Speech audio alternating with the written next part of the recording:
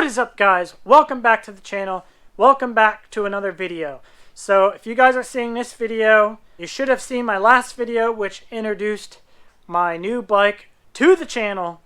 So if you haven't seen it, make sure to go watch that video so that way you guys are caught up on what I'm about to do in this video. But nonetheless, we're going to install some of the new parts that I showed you in the last video onto my new bike here.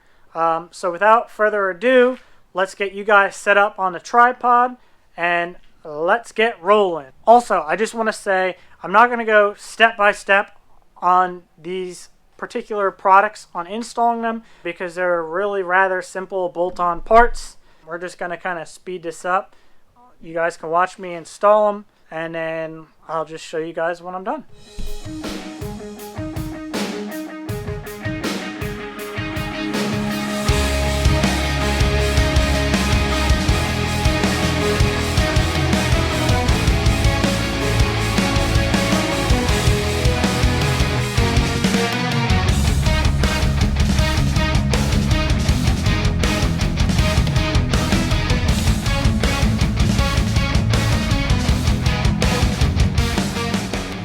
Alright guys, so it is a new day here. I'm not sure where I left off on the last bit of the video, so I'll show you guys that right now. I apologize in advance if you guys can hear the heater behind me. It is extremely cold out today.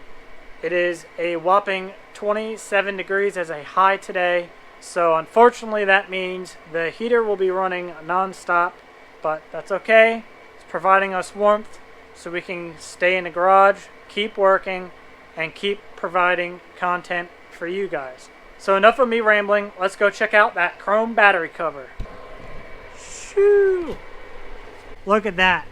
Night and day difference compared to just the plain battery. So that makes a world of a difference look-wise, in my opinion. Some people might be alright with just the plain battery, but I think the cover adds a beautiful touch and kind of just cleans up and shines up the bike so much better. So now that the battery cover is done, let's work on getting the passenger foot pegs installed. Alright, so with all the tools that I got for what looks like I'll need for this job, got a 14mm wrench, 11mm wrench, 11mm socket, and then just some Loctite just to make sure they don't come loose on an old Harley. Pop off the cover, a dust cap. These look like they're already pre-threaded. So what I'm actually going to do is just put a little Loctite in the threads on the bike.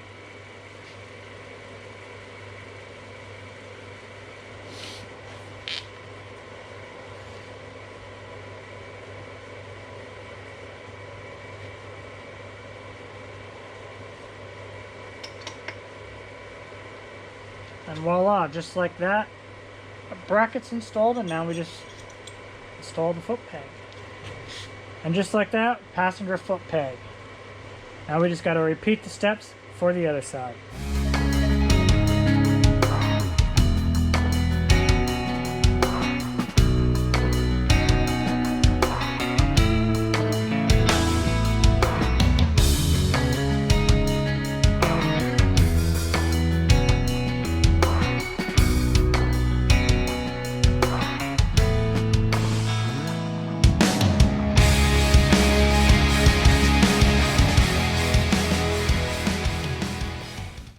Alright, just like that, passenger peg done on this side.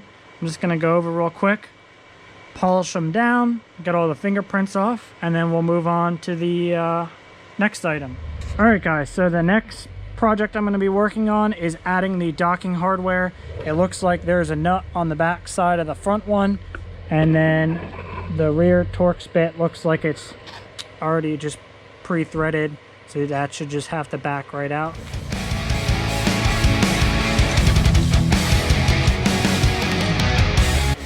Don't forget to Loctite your stuff.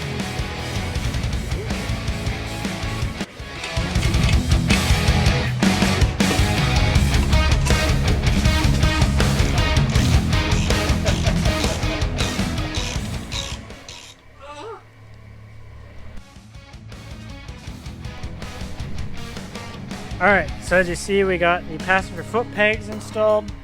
We got the docking hardware installed. I didn't really film too much of that because the back side here just wasn't lined up between the fender support and the fender. So both sides gave us a hard time getting the bolt through. But as you can see, got the docking hardware on. Got the sissy bar that I picked up off Marketplace on. That's really the only blemish there, but for 50 bucks, I'll take it. So now that the sissy bar and the rear pegs are installed, all good for the girlfriend. So next up for today, the flushing of the master cylinders. Get that old gunky brake fluid out of here. And then the only other thing that is left is the curved layback license plate, which I looked at. It's very tight in the fender here to get to the nuts for that plate bracket. So we're just gonna wait until the tires come and we get the bike up on the lift, get the wheels and tires off. That way it's free game to that back fender where those license plate nuts are, and then we can install that. But other than that, we just got the fluid flush for right now, and she'll be pretty ready to go other than the oil change and stuff like that. Okay, so we're going to be taking the front master cylinder cover off. Well, the good news is it's not gunked up. Alright, so as he gets ready to suck the fluid out, I'm just going to start adding fresh fluid, or a couple of master cylinders full of fresh fluid before we top it off.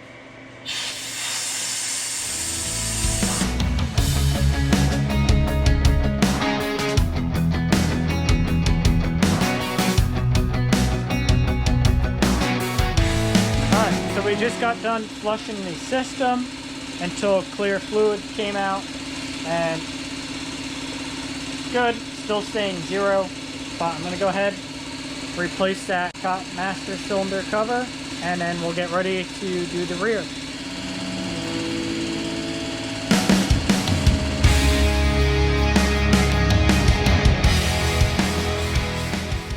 So we got this all flushed and put back together. I pumped the brakes until it got nice and hard.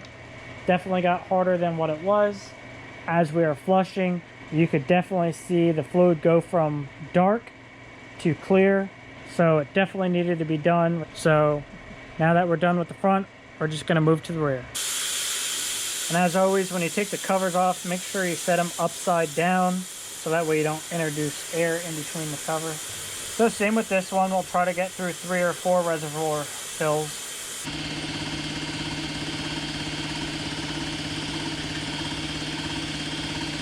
Alright, so again we flushed everything until clear liquid came out. About 3.5, 4 full reservoirs. Now we're just going to reinstall the cover and then just pump the brake. So both the front and rear master cylinders are flushed. So that is it for that. Just gonna clean up here and then I'll tell you guys what's next. Alright guys, so it is a new day here in the garage. So I was actually able to harass the guy on Marketplace just enough to finally get him to meet me so I could pick up those Screaming Eagle 2 slip-ons. So they're in pretty good shape. They do need a deep cleaning, polishing. So I'll show them to you guys here in a second. So in the meanwhile, I got my dad working on trying to break free the stock pipes and possibly get them wiggled off in the meantime, because this part, as you guys know, if you've ever changed pipes, is an absolute pain in the ass. You always gotta wiggle the shit out of them, and sometimes even then they don't want to break free. So that's always fun. So my dad's gonna be working on this process while I try to clean up and polish the pipes that I just got. So without further ado, let me show you the pipes. So these are the pipes that I got off Marketplace. I was able to get them for a decent price, 75 bucks. Not too bad in my opinion. They still have the baffles inside, which is good because we don't want to hinder the performance at all. So these came off of a 2001 Sportster, so obviously they're going to show some little age. you know, just like the browning of the pipes, but a lot of it I can probably kind of polish up a little bit here. As you can see, it's just dirty. And then the other pipe kind of has some crap on it, but I was playing with it a little bit. Looks like some of it might come off or at least shine up, but the good news is this is the part that faces the bike, so you're not going to really see it anyway. So I'll work on polishing these bad boys up, and then we'll try to get them on.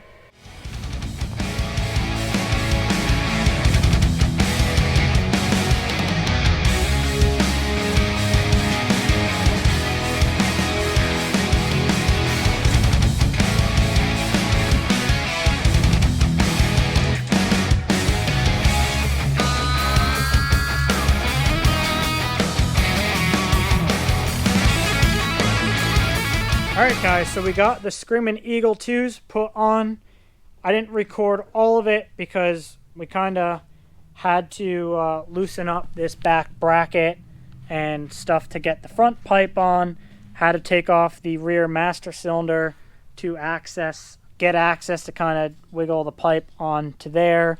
And then we had to go ahead and readjust all the front heat shield, back heat shield, and the cross heat shield. But nonetheless, the Screaming Eagle 2s are put on the bike, and as you can see, they look really good polished up. From our point of view, they look brand spanking good.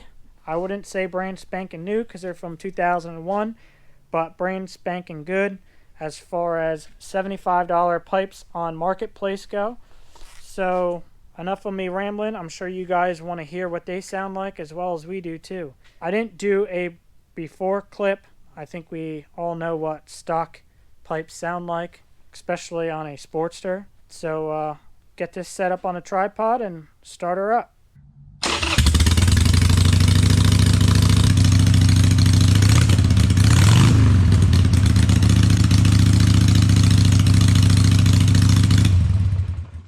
So double thumbs up on the Screaming Eagle 2s, that's for sure. So there you have it. There's the new Screaming Eagle 2s that I was able to achieve off of Facebook Marketplace. Onto the bike. They shined up pretty nice. It sounds way, way better than what it did stock. So that will serve perfectly for the foreseeable future as kind of a temp perm fix until I can eventually get a 2-to-1 pipe on here. That's pretty much that for now. I went ahead and, as you guys know, I was waiting on tires.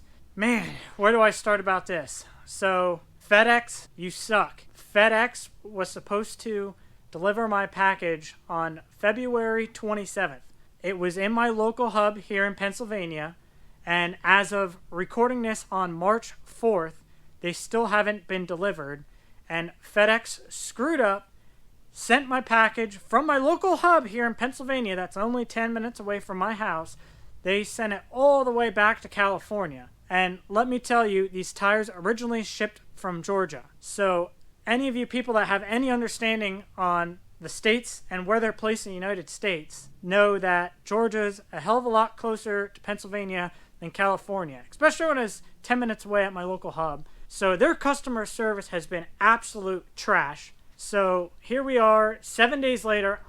From my original scheduled delivery date, I don't have my tires, and they pretty much told me, oh, they're working their way back from California, and that's that. They're not going to try to speed them up or anything to kind of honor their mistake. They just told me pretty much they'll get there when they get there, and they're scheduled for this Friday. So as of me recording this, like I said, it's March 4th, it's Tuesday, and they're telling me it's going to be this Friday. Anyhow, I'm done rambling on that because it's just going to make me frustrated. That's pretty much the only thing that's keeping me from getting this bike on the road. I already went ahead and checked the tire pressures, which they were extremely low, so I put them to where they're supposed to be. I'm just going to go ahead and take this bike out. I'm going to take it easy because, like I said, these tires are 22 years old. So obviously I can't go carving corners or anything like that. And it's still early in the spring here. Like I said, it's March 4th. It is about like 50 degrees here today in Pennsylvania. So I really more or less just want to ride this thing, get this old fuel out of the tank, put some fresh fuel in so that way I could add some seafoam to the fuel to help kind of clean the carburetor out from the inside out. So enough of me rambling. I'm going to try to put you guys on my helmet cam for the first ride. Please wish me luck, because like I said, I'm going to be riding on 22-year-old tires that pretty much had 10 psi in them until I put them to where they were supposed to be. So wish me luck, but let's get to it.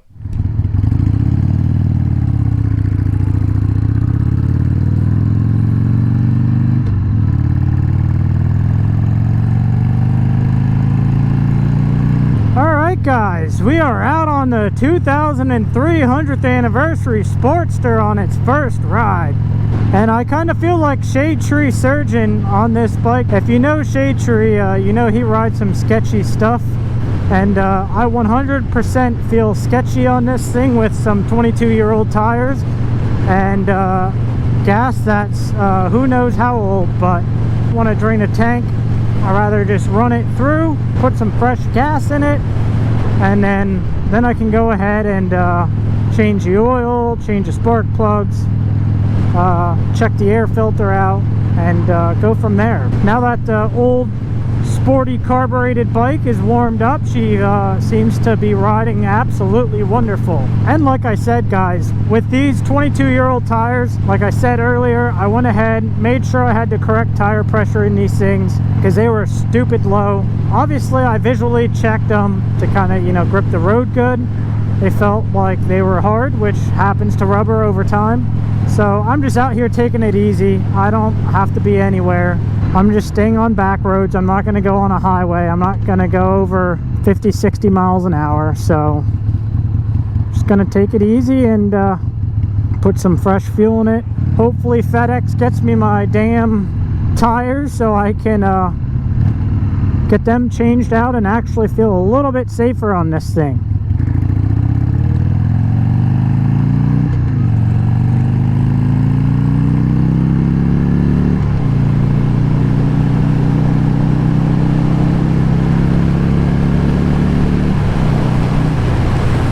That's as much as I want to push it with these old tires. I don't want to go anything over 60, but I'll tell you this much. I was worried about the car being kind of gunked up, but even with some stale fuel, this baby actually for an 883 wants to get moving here a little bit, which, you know, for this thing being an 883, it really puts it into perspective, the weight to the power ratio, because she feels quick for an 883, and you know, they're not really quick at all. So it's also worth noting that I know I said I put air in the tires and visually checked them over.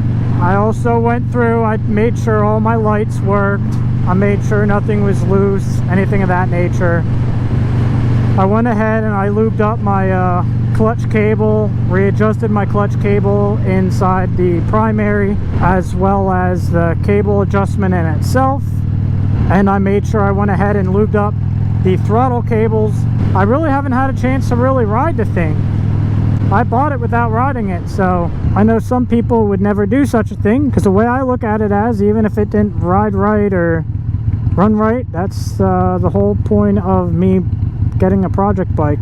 So a little thing here or there is not going to deter me from purchasing it. So like this, for example, I spent $3 grand on this bike. Like I said, 03 anniversary edition. It was pretty much stock as you saw it. I thought it had 884 miles. It only had 843. I figured this thing would be pretty well squared away, other than, you know, flushing the brake fluid, changing tires, changing fluids, and stuff like that. So far, 6 miles into this ride, this thing feels brand spanking new. Oh, here's some motorcycles. Some other people taking advantage of the nicer weather here, and we finally had some rain, so a lot of the salt got washed away from the road, as well as some cinders. Some intersections are still terrible with cinders, but it is what it is. You just gotta kind of take it easy. Well guys, I don't want to drag this out too long.